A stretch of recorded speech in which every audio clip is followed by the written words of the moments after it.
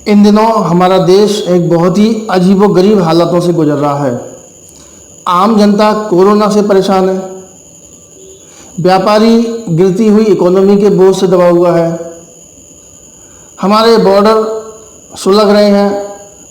पाकिस्तान का जन्म तो खैर हमें परेशान करने के लिए ही हुआ था और चाइना विस्तारवादी है ही, लेकिन अफसोस की बात है कि नेपाल जैसा देश भी हमें आंखें दिखा रहा है और हमारी सरकार चक्रव्यूह में घिरे हुए अभिमन्यु की तरह लाचार नजर आ रही है।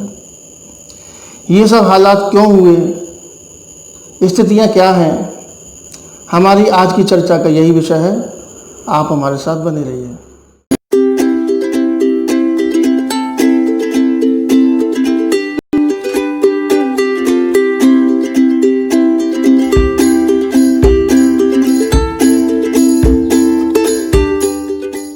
नमस्कार दोस्तों, हमारा देश इस समय बहुत ही अजीबोगरीब स्थिति से गुजर रहा है।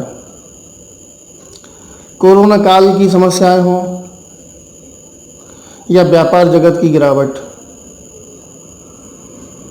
ये तो अपने आप में ऐसी समस्याएं हैं ही जो आम जनता को और व्यापारी जगत को परेशान किए हुए हैं, लेकिन साथ ही साथ हमारे बॉर्डर भी सुलग रहे हैं और हमारी सरकार बहुत ही असहाय और लाचार नज़र आ रही है।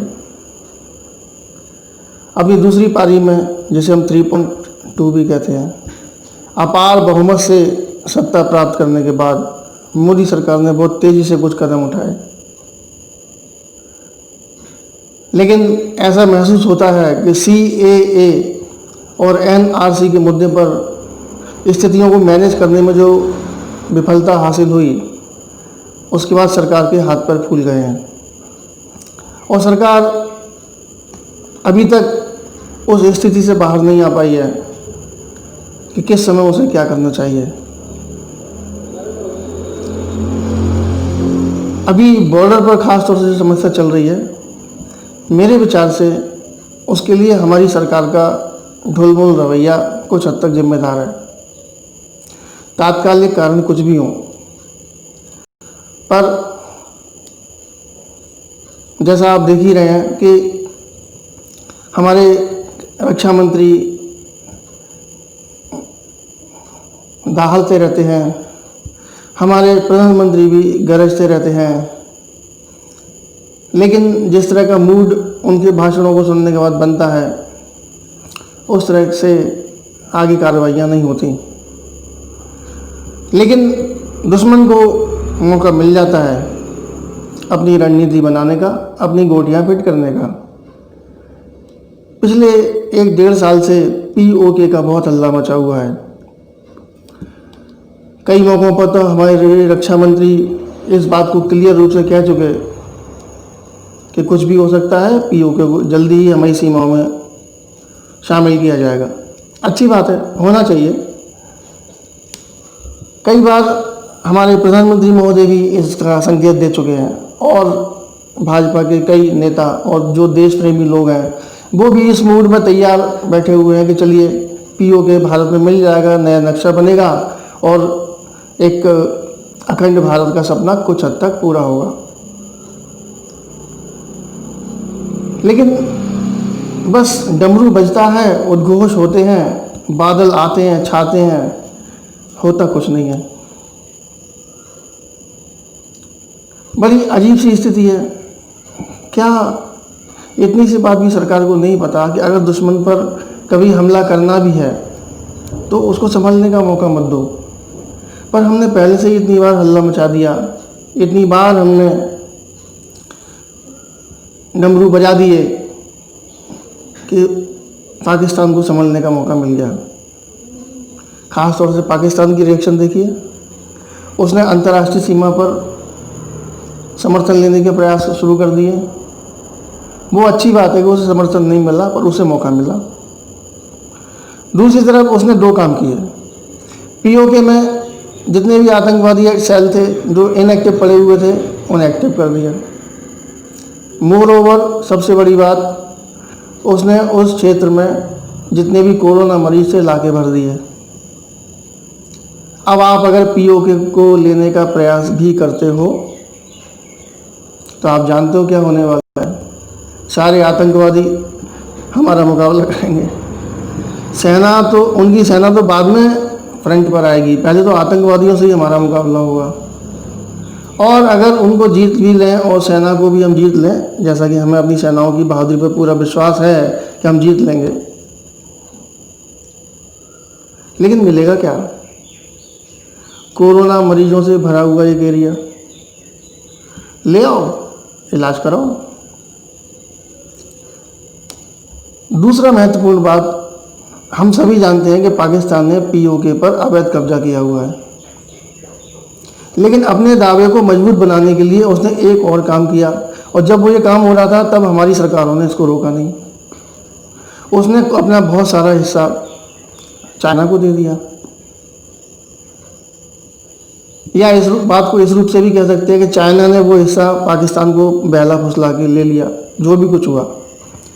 यानी किसी किराएदार ने एक मकान पर कब्जा किया और दूसरे आदमी को किराए पर दे दिया। अब आज की स्थिति में चाइना को भी नज़र आता है कि यहाँ से मैं पश्चिमी बंदरगाहों के लिए, देशों के लिए एक नया कॉरिडोर बना सकता हूँ, एक नया बंदरगाह बना सकता हूँ। उसके लिए उसकी तैयारी शुरू हो गई। उसने बड़ी मात्रा में पैसा लगा दिया। सुपर हाईवे बन रहे हैं, रेलवे ट्रैक बन रहे हैं, डैम बन रहे हैं, और एक अंतर्राष्ट्रीय मार्ग व्यापार के लिए नया तैयार हो रहा है। तो चाइना को पश्चिमी जगह पर जाने के लिए इतना घूम के जाना पड़ता है, एक छोटे रास्ते से वो व्यापार करेगा।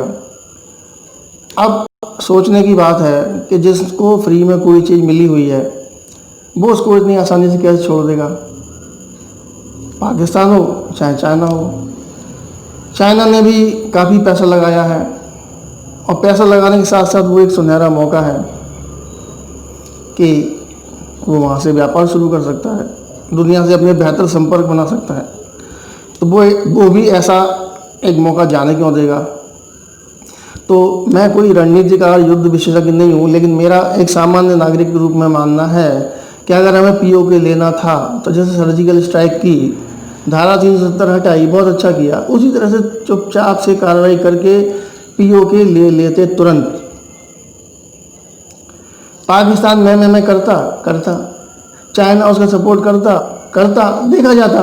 जो स्थिति आज हो रही है कि पीओके भी हमारा नहीं हुआ और विरोध हमें झेल नहीं पड़ रहा है, वो स्थिति तब आती हम उसे झेल लेते, लेकिन सरकार ने निर्णय लेने में समय लगाया। मुझे बार बार पता नहीं क्यों ऐसा लगता है कि अरुण जेटली, सुषमा स्वराज जी के दुनिया छोड़ जाने के बाद भाजपा का थिंक टैंक है, जो एक कार्य योजना बनाने वाले लोगों का थिंक टैंक होता है, वो अब उतना साकार नहीं रहा, उतना प्रभावी नहीं रहा। कुछ लोग दुनिया को छोड़ के चले गए हैं, कुछ लोगों को भाजपा के नेताओं ने खुद नाराज कर लिया है। तो जोश में योजनाएं तो बन जाती हैं, घोषणाएं हो जाती हैं, लेकिन उनको साकार करने के लिए बेहतर प्लानिंग चाहिए, वो नहीं हो पाती। और यथार्थ में जो चीज़ सामने आती है उसमें विपक्षों को काफ़ी उंगलियां उठाने का मौका मिल जाता है, उपहास करने का मौका मिल जाता है। और जो इनके समर्थक लोग हैं, जो सरकार के साथ मन बना के बैठे हाँ ऐसा हो ही जाए, उनका भी समय के साथ साथ मनोबल गिरता जाता है। दूध का उफान थोड़ी देर रहता है, फिर धीरे धीरे ठंडा हो जाता है। सब जानते हैं कि जब लोहा गर्म हो तभी चोट करनी चाहिए। अब लोहा बार बार गर्म हो जाता है, चोट होती नहीं है। पीओके हम चिल्लाते हैं, लेकिन पता नहीं क्यों लगता है सरकार CAA के विरोध के बाद और उसके बाद तमाशे जो हुए उसके बाद काफ़ी घबरा गई है, और इतनी ज़्यादा घबरा गई है कि मौलाना साद जैसे व्यक्ति को मनाने के लिए हमारे रक्षा प्रमुख जाते हैं और उसे इस बात के लिए बड़ी मुश्किल से तैयार करते हैं कि भाई हमें इसे खाली करा लेने दो।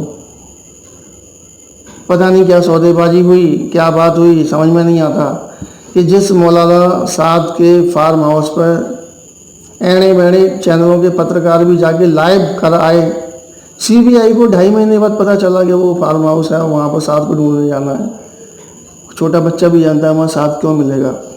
अब साथ के तमाम वीडियो अवेलेबल हो रहे हैं कि वो बाहर घूम रहा है और सरकार उसे गिरफ्तार नहीं कर पा रही। ये जो किम कर्तव्य विमूढ़ता है ये इस हद तक हो गई है, तो जो सरकार के कट्टर समर्थक भी हैं वो भी बड़े निराश हो रहे हैं। तो दोस्तों मेरा विचार ये है कि भाजपा को अपनी प्लानिंग करने की रणनीति और ख़ास तौर से उसे व्यवहारिक रूप में लाने के लिए जो रणनीति होती है उस पर विशेष ध्यान देने की ज़रूरत है।